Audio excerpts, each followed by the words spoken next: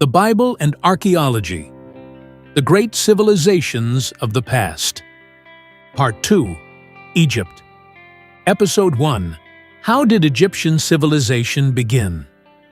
In the previous documentary, we journeyed through the majestic lands of Sumer, Assyria, and Babylon, exploring how the imposing ziggurats, enigmatic inscriptions, and archaeological findings shed light on biblical accounts related to Mesopotamia.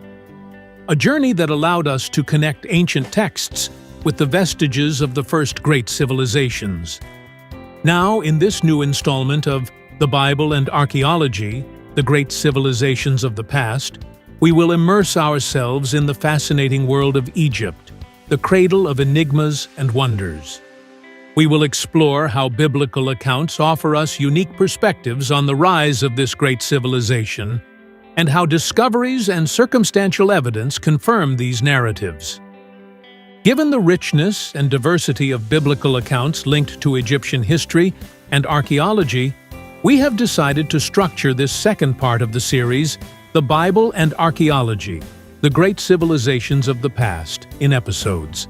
This will allow us to explore each narrative with the depth and attention that its historical relevance deserves. Join us on this fascinating journey through time to the discovery of our roots, the roots of humanity. What do the pyramids, hieroglyphic inscriptions, and ancient papyri reveal about the origins of Egypt? What connections can we draw between biblical accounts and the vestiges of an empire that marked the dawn of humanity? In this first episode, we will decipher these unknowns and discover how ancient texts and archaeology complement each other to offer us a richer look at our past. Join us on this journey through the land of the pharaohs and delve into the secrets that the biblical record and Egypt still hold. Don't forget to like and subscribe to the channel to continue exploring together the great civilizations of the past. The Bible and the origin of Egyptian civilization. Surprising connections. In the biblical narrative, we find from a very early age reminiscences of the beginning of Egyptian civilization. In our documentary, The Disappearance of the First Civilization in History, we saw how humanity had a new beginning from the family of Noah, his sons, and their respective wives.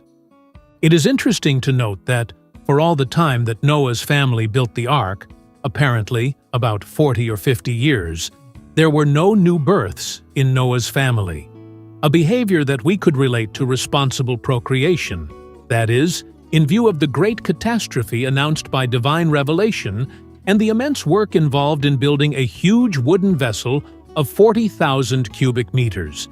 Having children would have complicated things. On the other hand, immediately after the flood, obeying the divine command to multiply, Noah's family grew exponentially. Thus, in chapter 10 of the book of Genesis, we find the composition of the 70 post-Diluvian families, or better known as the Table of Nations, for the reason that supposedly all nations, those that arose and disappeared throughout history, and those that today populate our charming planet, originated from these 70 post-Diluvian families. In our documentary, The Bible and Archaeology, the Great Civilizations of the Past, Part 1, Mesopotamia, we have seen that using the biblical genealogical records, we have been able to identify the origin of the peoples of Lower Mesopotamia in the region of Sumer or the plain of Shinar, when the biblical narrative identifies Nimrod, son of Cush, grandson of Ham, great-grandson of Noah, as the founder of the first cities of Lower Mesopotamia. It seems that after the construction of the Tower of Babel, Nimrod extended his dominion to the territory of Assyria, and there built Nineveh and Rehoboth-ir, and Calah and Resen. Since Assyria must have received its name from Ashur, the son of Shem, Nimrod, grandson of Ham, invaded the Semitic territory. So family disputes over succession have a distant origin. Nimrod was the son of Ashur's cousin. Also, we have traced the origin of the Assyrian Empire through the line of descent of Ashur, son of Shem, grandson of Noah, and analyzed some biblical accounts with their corresponding Assyrian imperial records that appear in the tablets found in Nineveh. These surprising correspondences between documented history and the biblical narrative encourage us to ask ourselves, is it possible to use the record of chapter 10 of Genesis to identify the beginning of Egyptian civilization? Let's see. In Genesis chapter 10 verse 6 we read, "The sons of Ham were Cush, Mizraim, Put, and Canaan." We note that among the sons of Ham, probably the youngest of Noah's 3 sons, a certain Mizraim is mentioned. In this regard, we must highlight the fact that in the Septuagint, the first translation of the Hebrew Scriptures into Greek, made for the benefit of Greek-speaking Jews that began in Egypt in the 3rd century before our era, and was completed in the following century. The translators, whenever they found the word Mizraim in Hebrew, and it referred to a nation, translated it into Greek as Egypt. Even more interesting is to note that today, in the Arabic language, Egypt is called Misr.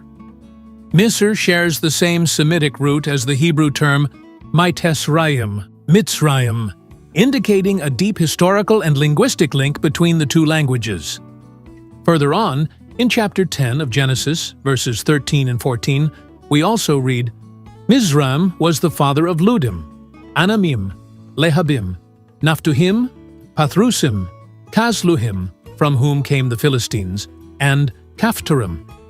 Here we note that among the sons of Mizraim, a character associated with the Egyptian people, we find one worth distinguishing, Pathrusim. Apparently, this name is the plural form of Pathros.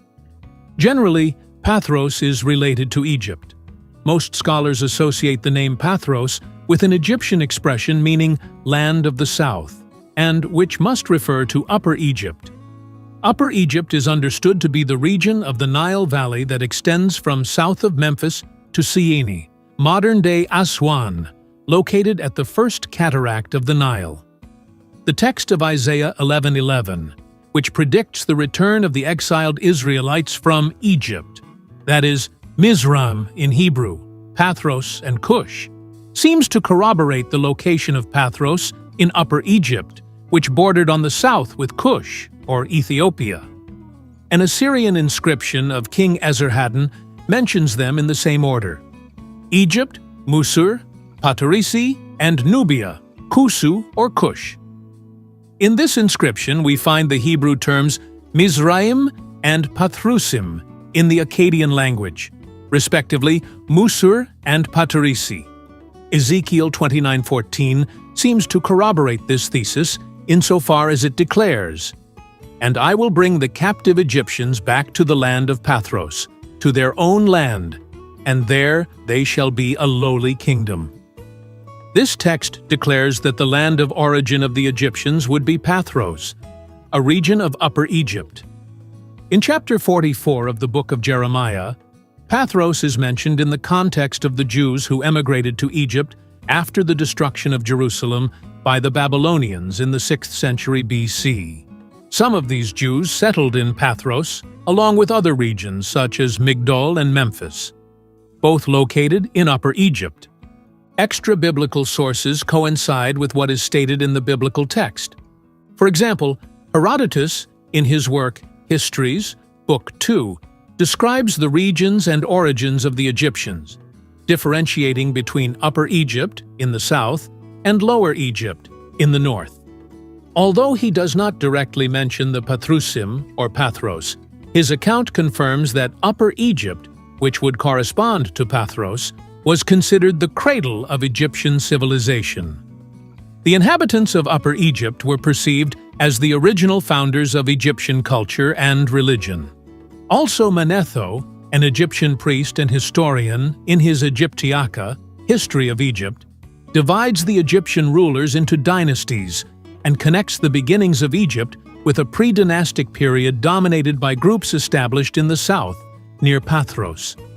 Although he does not mention the Pathrusim, he describes the importance of the region of Upper Egypt in the early development of civilization.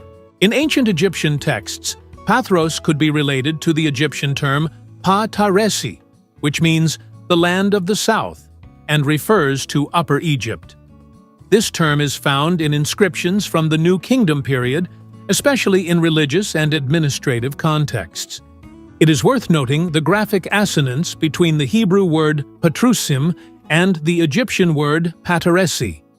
In the Targum, Aramaic interpretations of the Old Testament, in the Targums, Pathros is identified as a region in southern Egypt, linked to the descendants of Mizraim.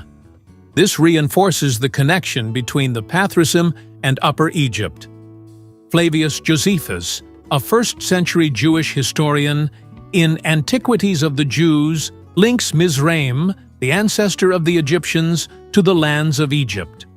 Although he does not explicitly mention the Pathrusim, his narrative about the descendants of Ham and Mizraim includes various groups that would have populated the area, probably including Pathros. Cosmas Indicopleustes, a 6th-century Christian explorer and writer, identified regions of southern Egypt as fundamental in the development of Egyptian civilization, influenced by Hamitic traditions, although he did not use the term Pathros directly. Classical sources such as Herodotus, Manetho, and Josephus, along with Hebrew traditions and Egyptian texts, reinforce the connection between Pathros, Upper Egypt, and the early development of Egyptian civilization. Although not all of them specifically mention the Pathrusim, the consensus points to Upper Egypt, Pathros, playing a crucial role in the historical and cultural origins of Egypt, in line with biblical descriptions. Everything seems to indicate that Pathros corresponds to Upper Egypt, a region south of Memphis that includes ancient cities such as Thebes, Waset, and Hermopolis, Kemenu. Upper Egypt is known for being the cradle of some of the oldest cultures of Egypt, which preceded the unification of the country in the early dynastic period. Upper Egypt played a crucial role in the formation of the religious beliefs of ancient Egypt. The city of Thebes, in particular, was an important center of the cult of the god Amun. Numerous temples and tombs of important pharaohs are located in this region, such as the Valley of the Kings near Thebes. Inscriptions and cultural evidence suggest that Upper Egypt had links with Semitic peoples and with migratory movements to and from Canaan, which could be related to the biblical stories related to Egypt. The biblical record narrates that the survivors of the flood gave a new beginning to humanity. In this video, letting ourselves be guided by the genealogy that appears in chapter 10 of the biblical book of Genesis, we have traveled through the different generations that gave rise to one of the most enigmatic civilizations of the past, the Egyptian civilization. Can we give a name to the first Egyptians? For secular history, going back so far in time, excavating sediments rich in samples and interpreting them is a complicated task. The biblical record, written thousands of years ago, indicates that a certain Pathros, son of Mizraim, grandson of Ham, and great-grandson of Noah, settled in southern Egypt. This would have occurred sometime after the flood mentioned in the Bible, possibly during the dispersion of the population of that time from Babel to different regions. Would a certain Pathros with his family, the Pathrusim, who settled in Upper Egypt, be among them? The historical, geographical, and temporal context seems to coincide. In conclusion, the biblical narrative, far from being a mere legend, presents a remarkable correspondence with the findings of historical research and the references of classical authors such as Herodotus, Manetho, Flavius Josephus, and Cosmas Indicopleustes. Once again, historical evidence reinforces the credibility and reliability of the biblical narrative. Genesis chapter 12 transports us to the first decades of the second millennium BC, when Abraham and Sarah faced the adversity of a famine in Canaan that led them to seek refuge in Egypt. Is there historical evidence to support this journey? Don't miss the next episode, Egypt and Abraham, Historical Footprints of the Biblical Narrative, where we will unravel this fascinating mystery. If you liked this video, don't forget to like it and subscribe to the channel for more content like this.